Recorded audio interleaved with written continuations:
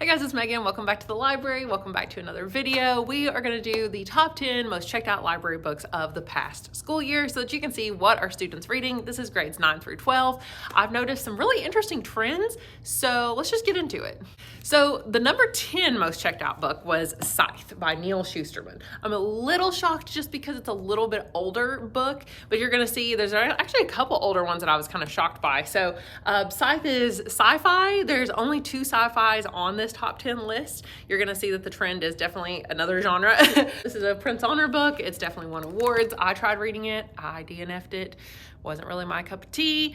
Kind of dark, you know. I'm not going to go through the plot summary of all these, but this is number 10. The number 9 most checked out book is One of Us is Next by Karen McManus. You're going to see a lot of Karen McManus on this list. Spoiler alert. This one is the sequel to One of Us is Lying, which may or may not be on this list at some point.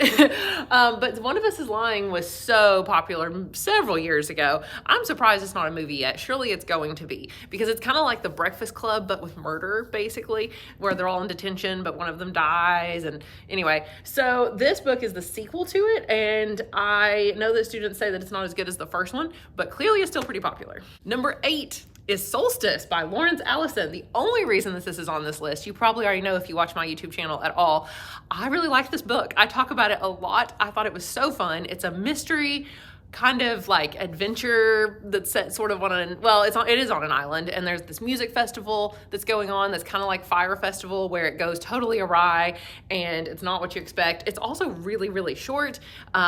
Students just really like it because it's adventure, mystery, it's fun, and yet, you know, it has murder in it at the same time, or something. You don't know if it's murder or if it's something supernatural or if it's just like a natural event that happens.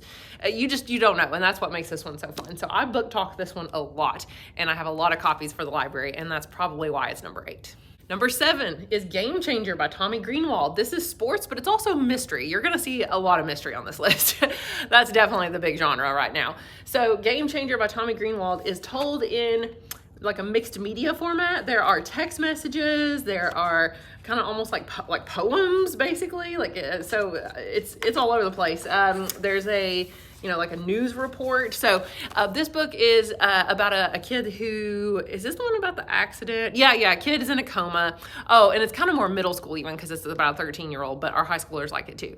So he gets into a coma, and the first half of the book, he's actually unconscious. And they're trying to figure out what happened to him on the field. Was it a normal concussion? Was it an accident? Or maybe there was something more sinister going on, and that's where the mystery part comes in. And the second half of the book, he wakes up. So most of this is actually from, other people's points of view, the dad, the police officer that's investigating, the mom, the friends, the coach, that kind of thing. So students love this book, and I have a lot of copies of it. Number 6 is Two Can Keep a Secret by Karen McManus. Here she is again.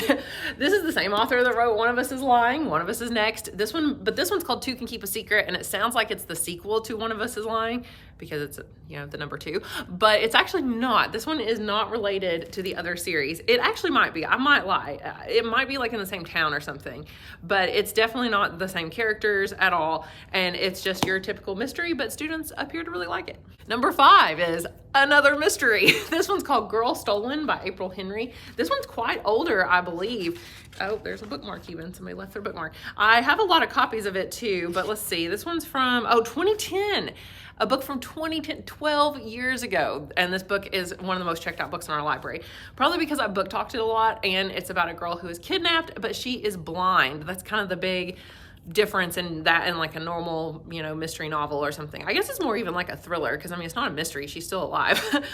She's just trying to survive. So yeah, we're gonna say this one's more of a thriller. But anyway, she's kidnapped, and the guy that kidnaps her doesn't realize that he's done so. He thinks that he's just stealing a car, but it turns out she's in the car too, and she's blind, and she's sick, she's got pneumonia, and she has to try to escape. So it's very short. That's another common trend here I'm noticing in some of these books. But yeah, mysteries are like super big right now, and it's only about 200 pages. Okay, number 4 is A Good Girl's Guide to Murder by Holly Jackson. I actually expected this to be somewhat higher, like maybe number 2 or 3 of the most checked out books, because it was so popular back last fall. It was also one of the choices for our summer reading that our school does. So last summer, they had 10 choices, and this was one of them because it was a Kentucky Book Award nominee. They could choose from any of those top 10 books. So this book is the first in a trilogy, and I read the whole trilogy back to back to back, and I loved it. As far as young adult goes, this was great for a mystery. This one's the first one, obviously, but the second one I didn't think was quite as good, and then the third one I thought was amazing. The third one is phenomenal. It's crazy. Like you just don't even know what you're in for. You just need to read the series so that you can read the third one.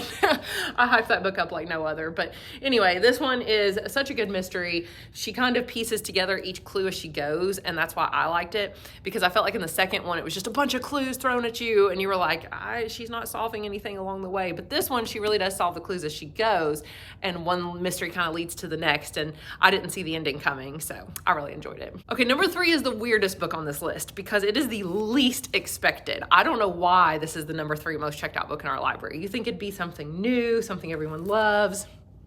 No, it's Catching Fire by Suzanne Collins, the sequel to The Hunger Games. I got nothing. It's years later. There's absolutely no reason. I mean, I don't know. Maybe some people told each other they should read it. I don't know. Anyway, 2009, here it is. It's still on this list. Okay, number 2 is our only realistic fiction novel on this list. So that's kind of unique, I suppose, in itself. And it is Punching the Air by these 2 people that I don't want to mispronounce their names, so I'm just gonna let you read it. This is based on a true story about somebody who was put in prison when he was 16 years old for a crime that he did not commit. And he has to use art to kind of make sure I don't know, that's where he finds his refuge, I guess. Anyway, so it deals with like social injustice issues and things like that. So this one has been so popular because it's also written in verse, kind of like the other one. But you can see there's so few words per page. The audiobook of this was only 4 hours long. So this was also one of the choices that students had last summer for summer reading. And needless to say, they picked it because they knew it was short. I hear it's also really, really good, and I definitely want to read this one at some point myself. Finally, the last book, drum roll. Okay, that was cheesy. The number 1 most checked out library book of this entire school year, One of Us is Lying by Karen McManus. This is the 3rd Karen McManus book on this list. How crazy is this? So this is basically, like I said, kind of like The Breakfast Club, except with murder. It also kind of reminds me of, what's it called? Pretty Little Liars or Gossip Girl or something, because there's someone that knows their secrets that's like blackmailing them, that's gonna like release their secrets or something. So I guess I'm gonna have to read this book because clearly everyone loves it, even though it's long. I mean, it's like 350 pages and it's chunky. It's a chunky one though. Oh. It smells good. It smells new. I think this was one of our brand new copies that we just got because we have a lot of copies of this thing, needless to say. So I'm gonna definitely put this on my radar because it's definitely the most checked out book in our library. So, and I think it was on last year's list as well. So it's not new either. It's not brand new. I mean, obviously there's like sequels and she's written other books. So 2017, okay, it's actually newer than I expected. So it's about 5 years old, but it's still the number 1 book in our library. So just some interesting trends that I've noticed is that a bunch of these books are mystery. In fact, 7 of these books out of the 10 are mystery. I'm counting the sports one in there too because it's a sports mystery. So as you can see, mystery is like the most up and coming popular genre in our library. Normally it's realistic fiction, but only one of these is realistic.